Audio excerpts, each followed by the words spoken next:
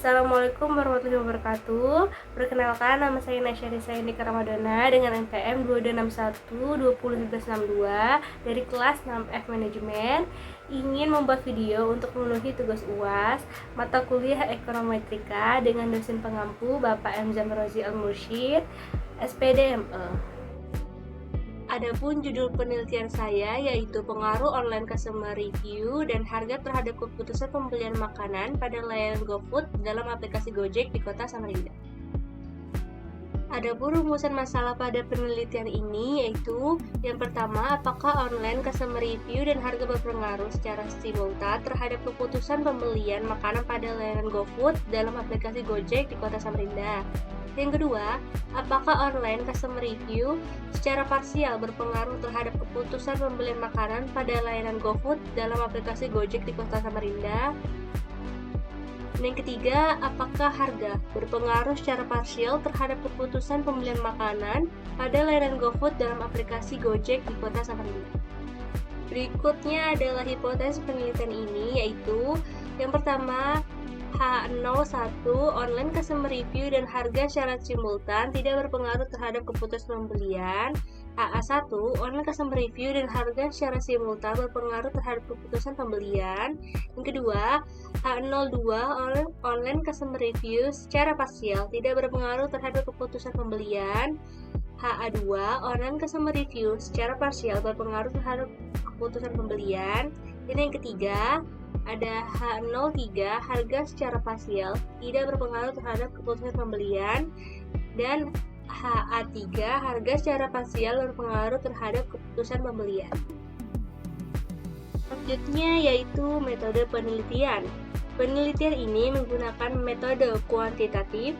Menurut Sugiono tahun 2023 halaman 16, metode penelitian kuantitatif adalah penelitian yang berlandaskan pada filsafat positivisme, digunakan untuk meneliti pada populasi atau sampel tertentu. Pengumpulan data menggunakan instrumen penelitian, analisis data bersifat kuantitatif atau statistik dengan tujuan untuk menguji hipotesis yang telah ditetapkan. Selanjutnya ada metode analisis data.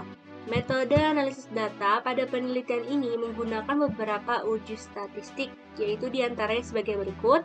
Yang pertama, ada uji validitas. Uji validitas digunakan untuk mengukur sah atau valid tidaknya suatu kuesioner. Uji validitas digunakan dengan mengkorelasikan masing-masing pernyataan dengan jumlah skor untuk masing-masing variabel. Ani, Lumanau, dan Tampenawas tahun 2021.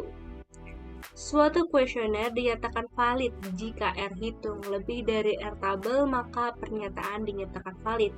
Dan sebaliknya, jika R hitung kurang dari R tabel, maka pernyataan dinyatakan tidak valid. Yang kedua, ada uji reliabilitas. Menurut Sugiono dalam Prambudi dan Imantoro pada tahun 2021, uji reliabilitas menggunakan alat uji yang digunakan untuk menunjukkan sejauh mana instrumen dapat memberikan hasil pengukuran yang konsisten apabila pengukuran dilakukan secara berulang-ulang. Suatu variabel dinyatakan reliable jika kriteria suatu pengujian menunjukkan nilai Cronbach alpha lebih dari 0,60 A kurang dari 60. Dan yang ketiga ada uji asumsi klasik. Ada uji normalitas. Menurut Gozalid dalam Angeli tahun 2023 menyatakan bahwa uji normalitas bertujuan untuk menguji apakah dalam model regresi variabel residual atau pengganggu mempunyai distribusi normal atau tidak. Model regresi dikatakan baik jika distribusi data normal.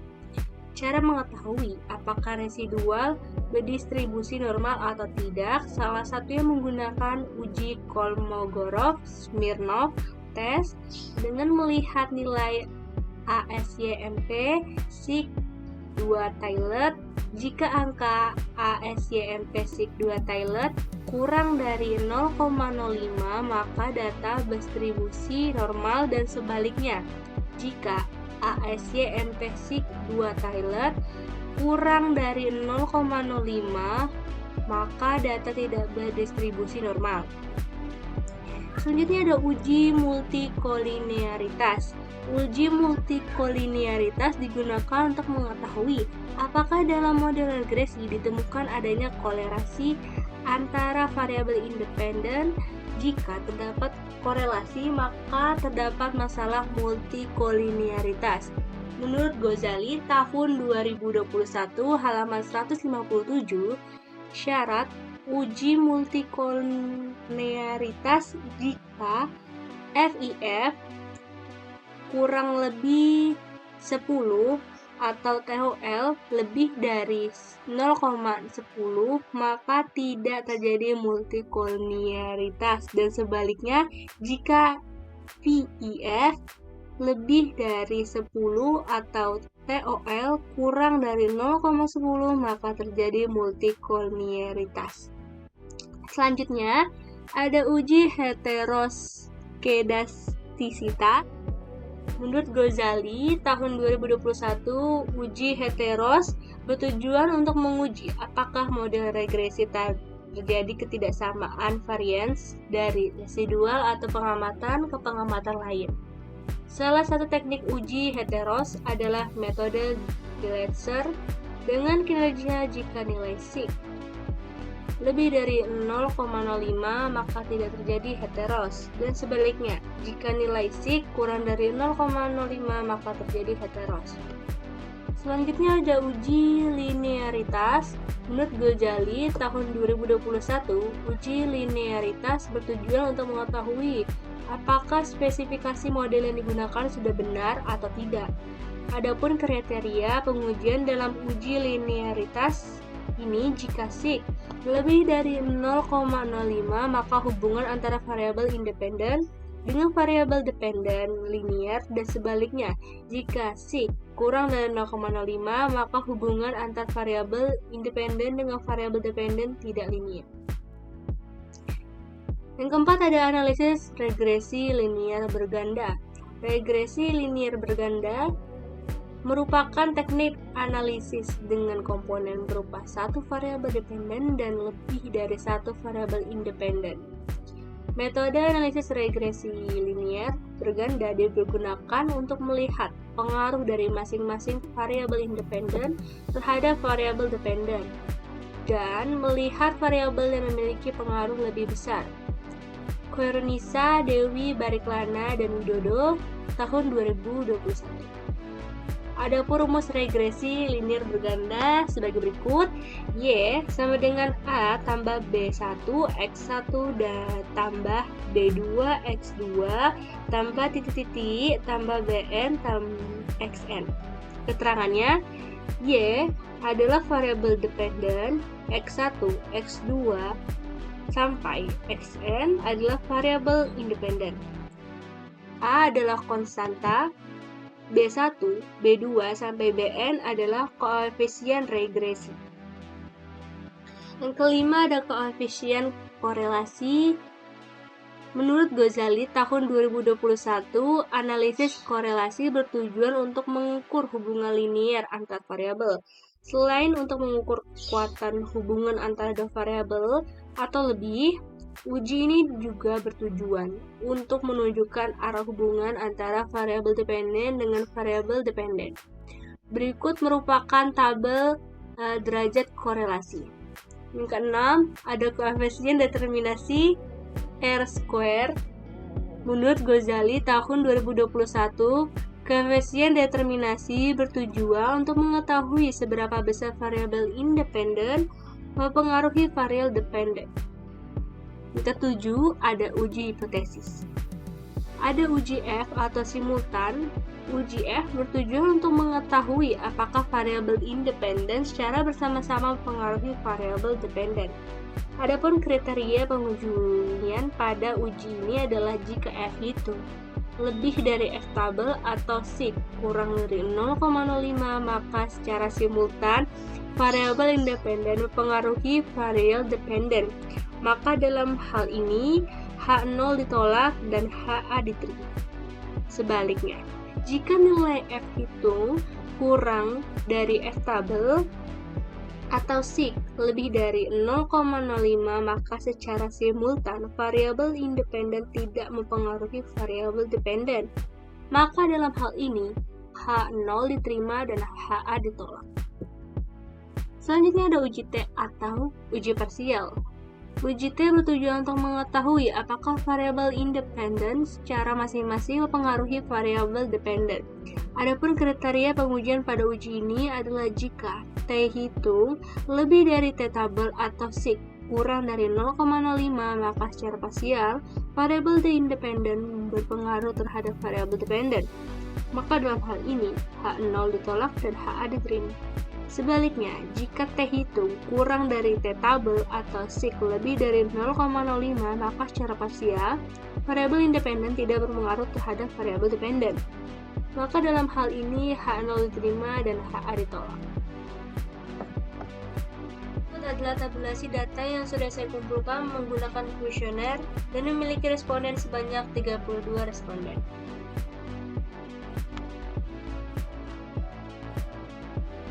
Selanjutnya saya akan melakukan uji yang pertama, yaitu uji validitas.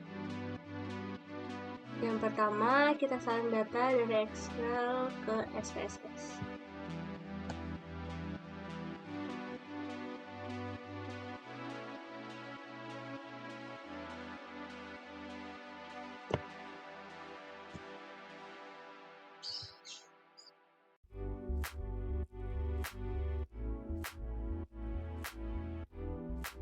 Lalu klik analis,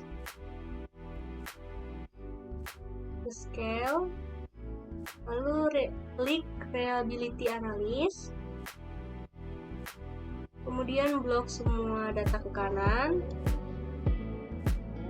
lalu klik statistik, lalu centang tabel scale in item method, lalu continue dan OK.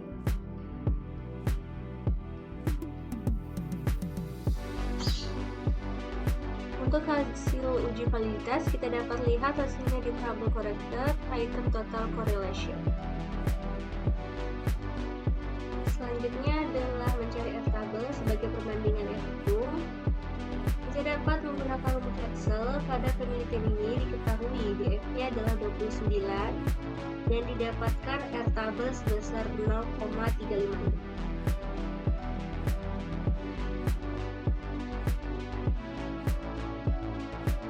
Dari uji validitas yang dilakukan ditemukan satu indikator yang tidak valid, yaitu X2.1 keterjangkauan harga, sehingga data dibuang dan tidak diikutkan dalam uji selanjutnya. Ini indikator lainnya memenuhi kriteria hasil uji validitas, yaitu R hitung lebih dari R tabel, sehingga semua indikator pada tabel 5.1 dinyatakan valid. Uji selanjutnya adalah uji reliabilitas. Kita dapat melihat hasilnya di bagian crown batch, alpha, item delete. Hasil uji reliabilitas pada tabel 5.2 menunjukkan bahwa semua pernyataan yang memenuhi kriteria valid memiliki nilai koefisien crown batch alpha lebih dari 60. Maka dapat disimpulkan bahwa semua pernyataan pada tabel 5.2 dinyatakan reliable. Selanjutnya adalah uji asumsi klasik. Uji asumsi klasik yang pertama adalah uji normalitas menggunakan metode Kolmogorov-Smirnov. Maka yang pertama kita salin data total, dan karena ada indikator tidak valid, maka tidak diikuti.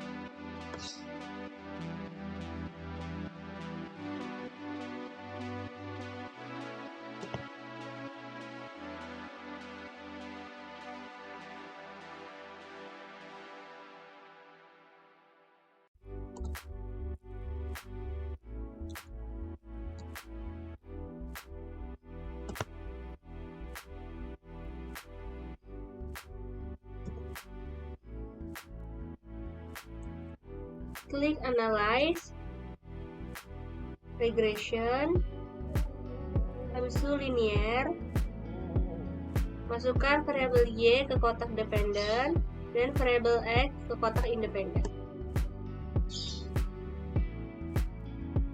Klik Save pada kotak residual, klik Standard Result, klik Continue, abaikan yang lain lalu klik OK.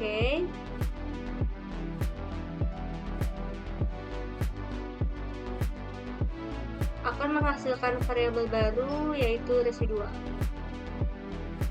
Kembali ke data editor, klik analisis, non-parametric test, legacy dialog, satu sampel K/S.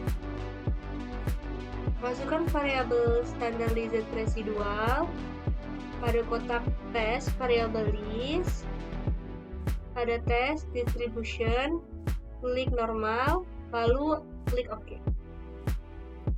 Dan muncul hasil uji Kolmogorov-Smirnov yaitu 0,200. Berdasarkan tabel 5.3 hasil uji normalitas menggunakan Kolmogorov-Smirnov, tes didapatkan hasil ASYMP Utailer yaitu 0,200.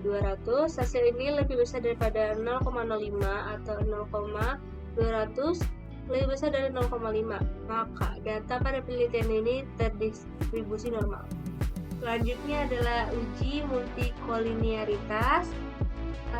Klik Analyze, kita ke Regression, lalu ke Linear, masukkan variabel Y ke kotak independen dan variabel X ke kotak independen. Klik Statistik pada Regression Coefficient, klik Collinear Diagnosis, dan klik Continue lalu OK. Jadi dapatkan hasil uji multikolinearitas bagian tabel koefisien yaitu tol dan T.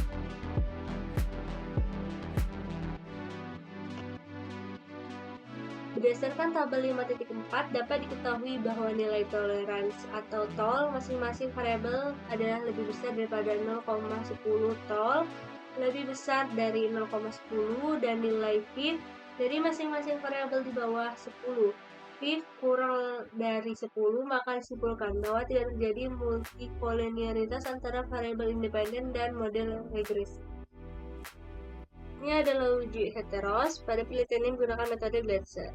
Langsung saja yaitu klik Analyze, Regression, Linear, masukkan Y ke dependen dan X ke independen. Lalu klik Save, centang understar result, lalu Continue dan OK. Maka akan menghasilkan variabel baru yaitu residual.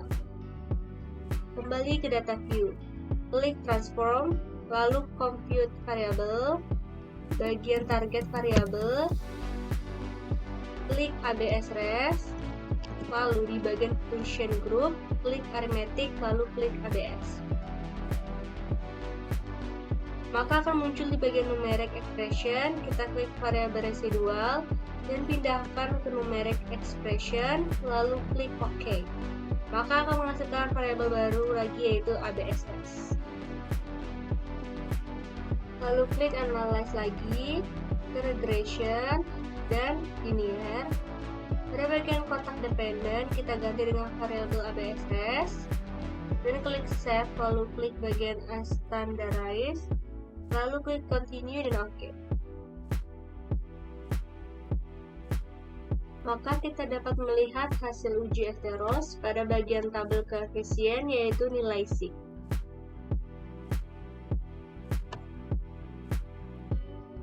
Berdasarkan hasil uji heteros, menggunakan metode Glatzer diketahui nilai sig masing-masing variabel lebih dari 0,05, maka setiap variabel menyatakan tidak terjadi heteros.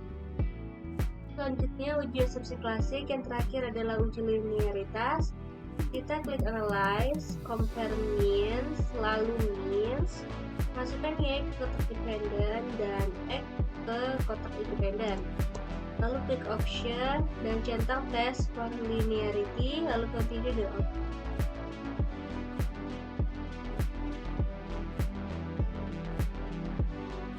Kita dapat melihat hasil uji linearitas pada masing-masing variabel yaitu pada tabel ANOVA, yaitu deviation from linearity.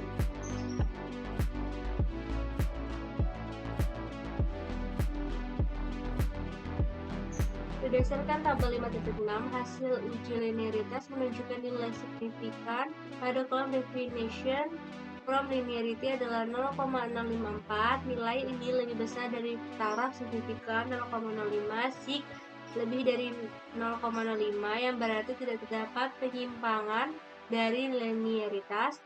Dengan demikian, hubungan antara variabel X1 dan Y bersifat linier.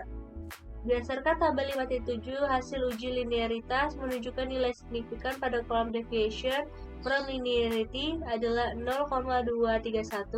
Nilai ini juga lebih besar dari 0,05, sig lebih dari 0,5, yang menunjukkan bahwa tidak terdapat penyimpangan dari linearitas. Maka hubungan antara variabel X2 dan Y juga bersifat linier.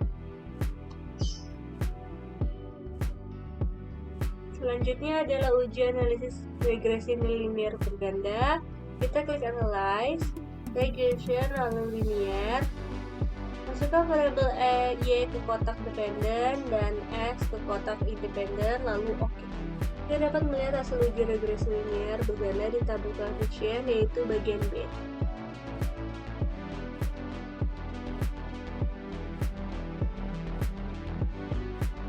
Berdasarkan tabel 5.8, diketahui bahwa persamaan regresi linear berganda pada model ini adalah Y 6,671 ditambah 0,753 X1 ditambah 0,418 X2. Interpretasi nilai masing-masing persamaan adalah sebagai berikut. Konstan 6,671 artinya jika nilai X dan X2 adalah 0, maka nilai Y adalah 6,671. Yang kedua, X1 0,753 artinya jika X1 naik 1 satuan, maka Y akan meningkat sebesar 0,753. Yang ketiga ada X2, yaitu 0,418 artinya jika X2 naik 1 satuan, maka Y akan meningkat sebesar 0,418. Ini adalah uji korelasi. Yang pertama yaitu uji korelasi pada masing-masing variabel. Kita klik analyze, correlate, different, lalu blok semua data ke sebelah kanan. Dan pada penelitian ini menggunakan korelasi persen dan menggunakan subtrailer. Lalu klik OK. Didapatkan korelasi pada masing-masing variabel di tabel correlation. Lalu korelasi antar variabel secara simultan sama dengan uji analisis regresi linearitas data. Kita dapat melihatnya di tabel model sumber, yaitu F.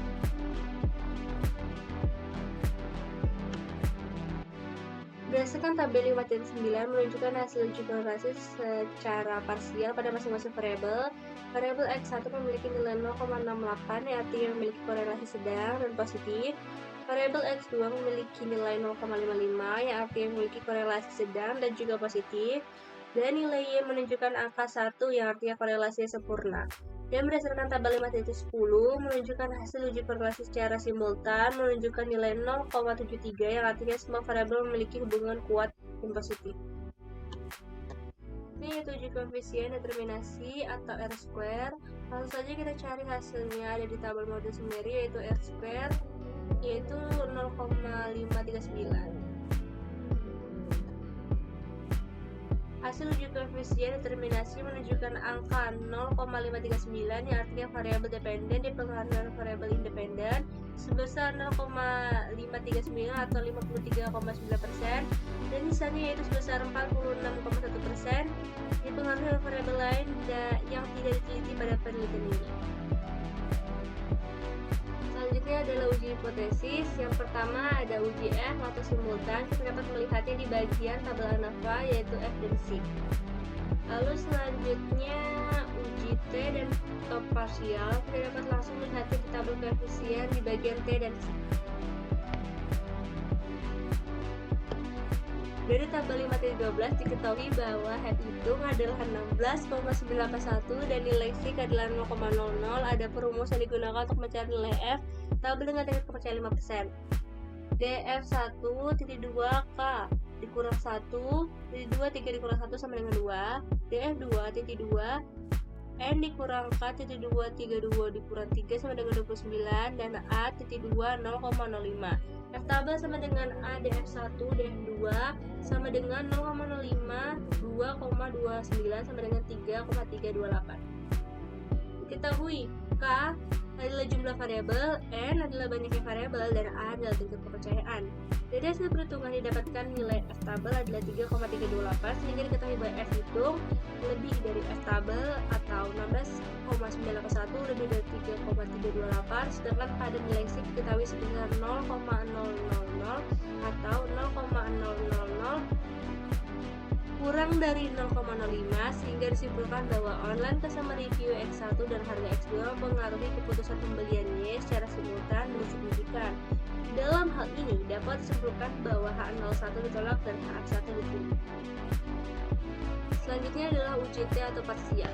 Rumus untuk mencari T tabel adalah sebagai berikut. A sama dengan 0,05 atau 5%, df2 sama dengan 29, T tabel sama dengan A, df2 sama dengan 2,045. Jadi diketahui bahwa nilai T tabel adalah 2,045. Yang pertama ada online customer review atau X1. Berdasarkan hasil perhitungan T tabel dan hasil T hitung pada tabel 5-13 diketahui bahwa T hitung lebih besar daripada T tabel atau 3,776 lebih besar dari 2,045, sedangkan signifikasi menunjukkan bahwa C kurang dari 0,05 atau 0,01 kurang dari 0,05, artinya online customer review atau X1 mempengaruhi keputusan pembeliannya secara parsial dan signifikan. Dengan demikian dapat disimpulkan bahwa H02 ditolak dan HA2 diterima. Kedua ada harga X2.